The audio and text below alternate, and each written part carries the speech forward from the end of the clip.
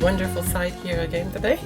It's the Amiga time, and the last time I was installing some USB keyboard interface, which has the USB here, and I can use the Apple keyboard with it.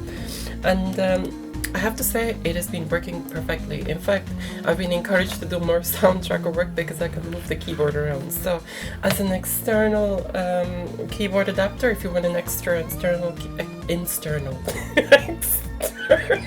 keyboard, then it's kind of it's a perfect solution. So I highly recommend that. If you wish to watch last time's some USB keyboard installation and all about that, then you can find the link in the this eye in the top corner. If you click on that, I've suggested the link. I've suggested the video, sorry, and you will see that it's linked, in there. Alternatively, you can check the description below.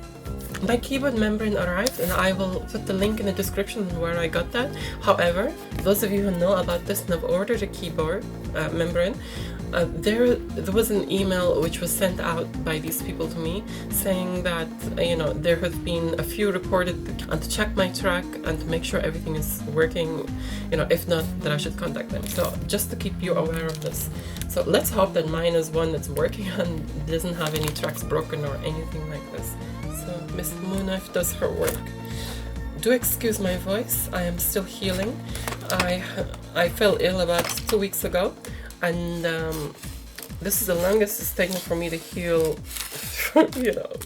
I have to say that I'm very lucky that I took Miss Moonknife on the smallest, tiniest little blade, shortest blade, because had I gotten deeper, I could have risked slicing this, and thank goodness I didn't. So be careful when you're opening this if you've ordered this. Just open it very carefully. Do not even attempt to slice across it or anything like this. People are telling me that this is obviously not the Commodore official membrane, but it still works good. So yeah, let's hope it works, and we can, when I take it out, the membrane, we can compare. So we take the keyboard out. Also, with regards to the CD DVD drive installation, there's a couple of issues which I have, and also some improvements, and that will be in a part 3, which will come later on. Anyway, for now, we're dealing with the keyboard. So we take this out and we take this apart. It's gonna be a lot of fun. There's a lot of screws here. So yeah, let's kind of get base off here, and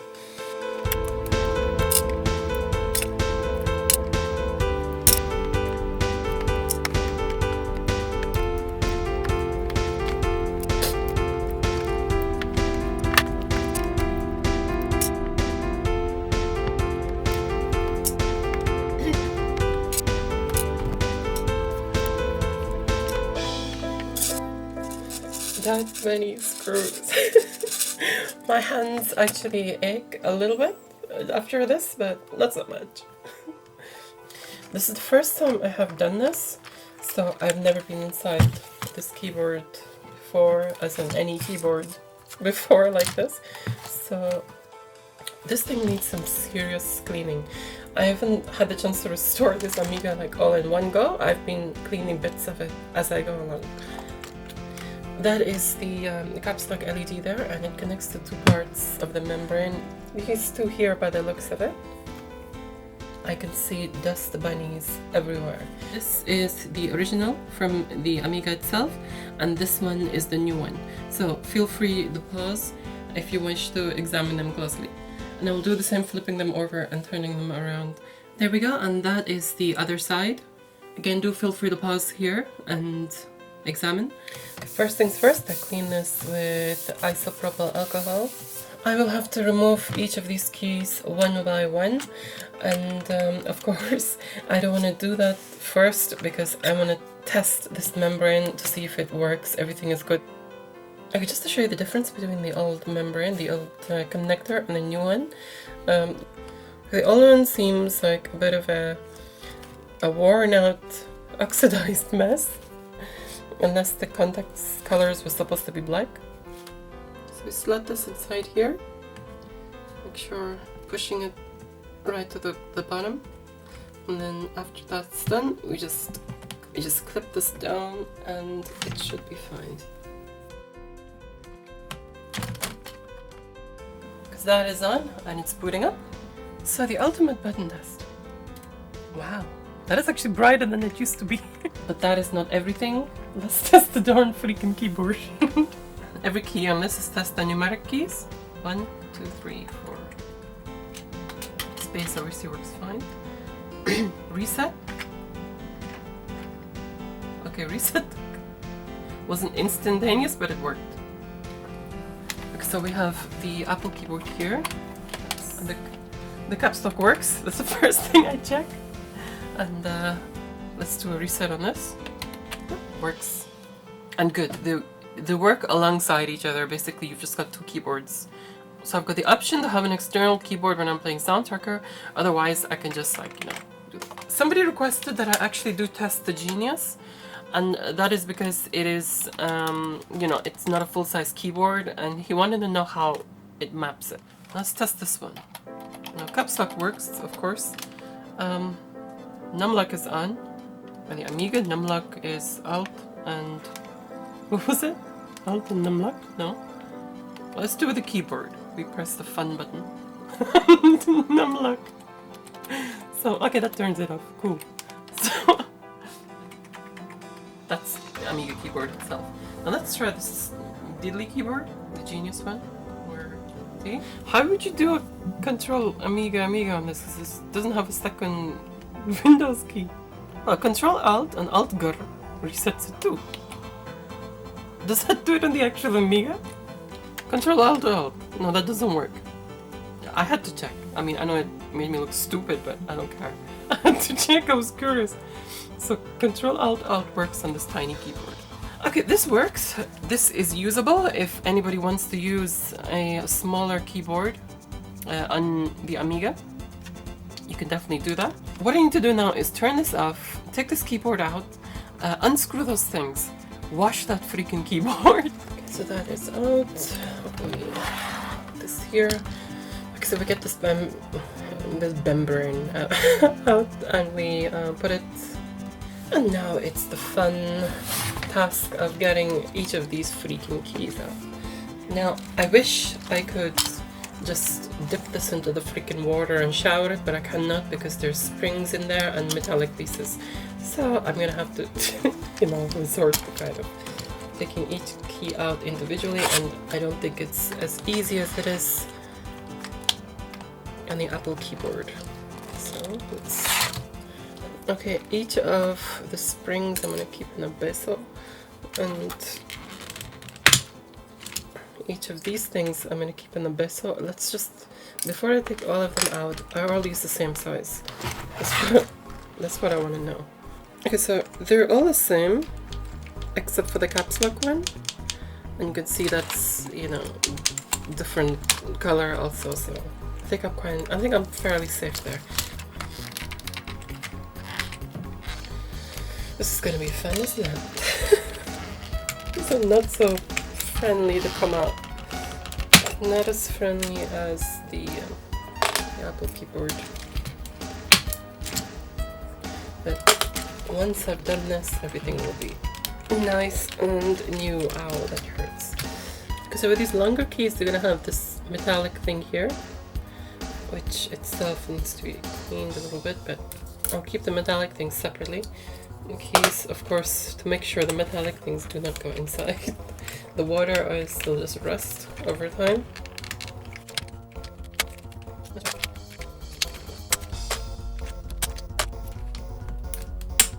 Ah! Okay, I need to be careful. I went in there anyway, so...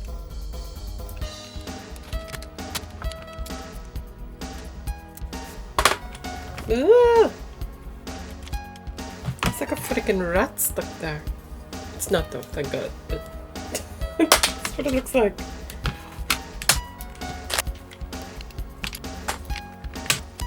Ooh, that's nasty.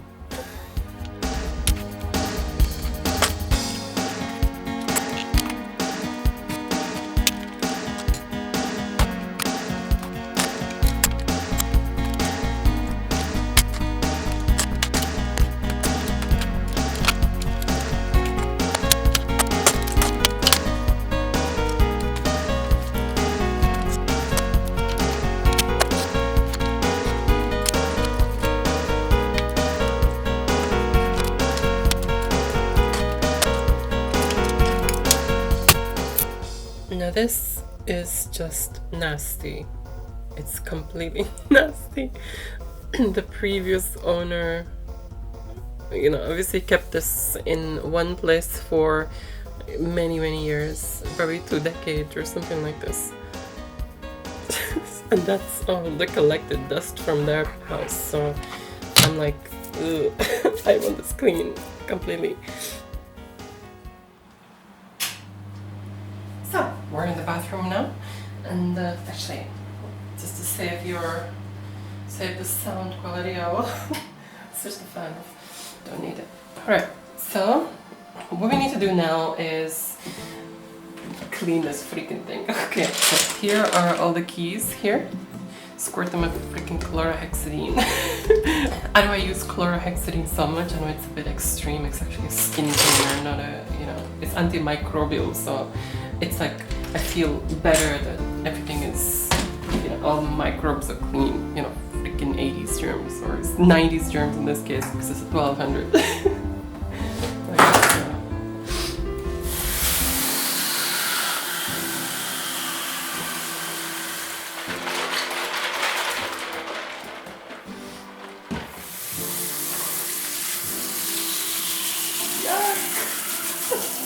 That's disgusting.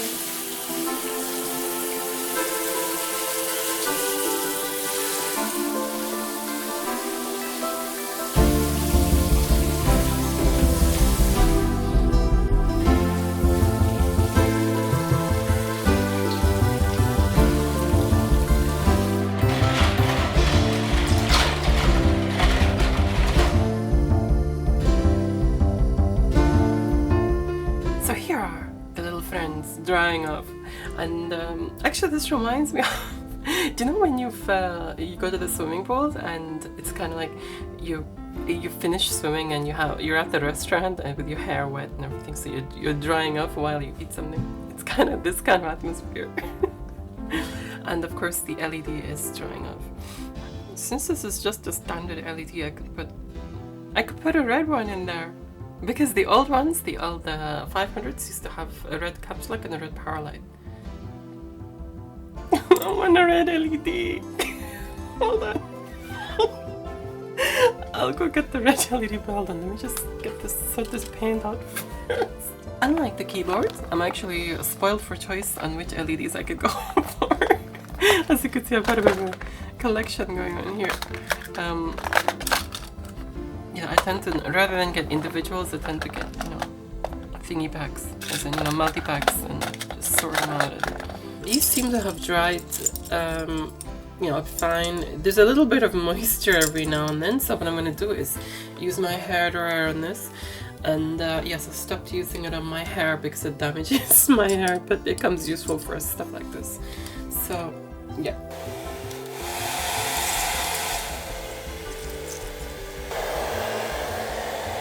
Before we start putting things back together, let's sort out this LED issue. You can see that just light up there, and that is the just from the power from the tester. Right, so that's, on this side is positive.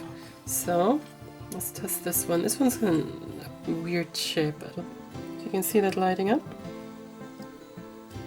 So that's fine. So let's hope this one lights up and it doesn't need more voltage to light up. So let's put that through there and just cut them off at this point. Let's double check the polarity. Okay, so that lights up. That lights up. Okay, polarity is perfecto.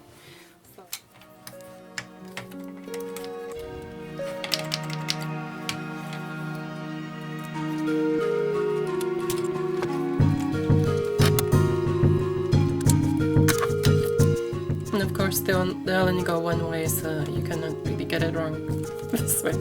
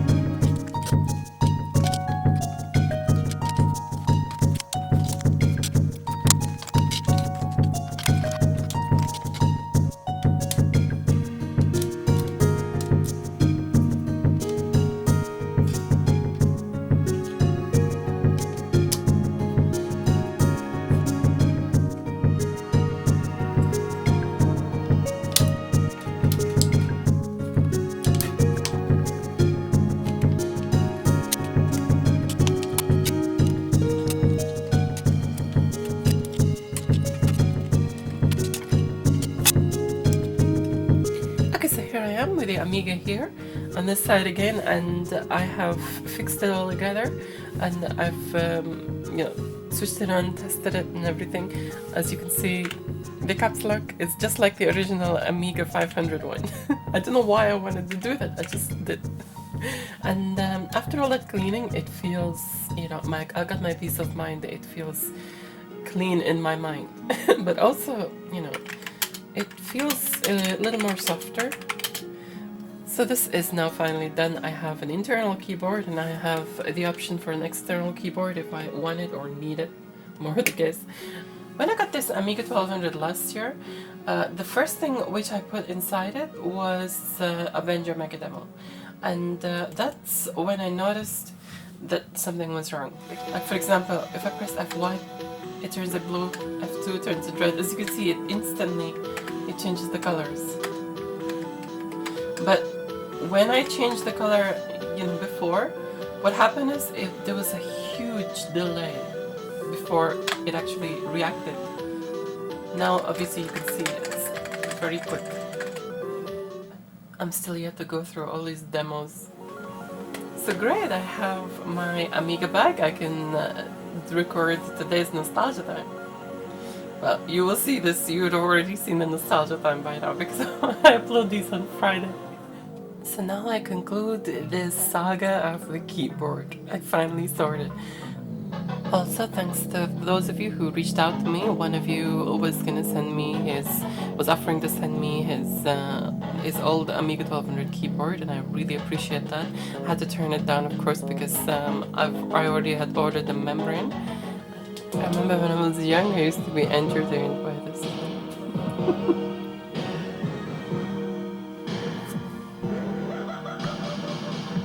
Anyway, thank you so much for joining me here today. Also, thanks so much for your likes, your shares. Do subscribe to watch more videos. Don't forget to check out my other videos. And also, there is that bell icon. If you wish to be notified about my videos, do click on that also. And for now, I will say adios.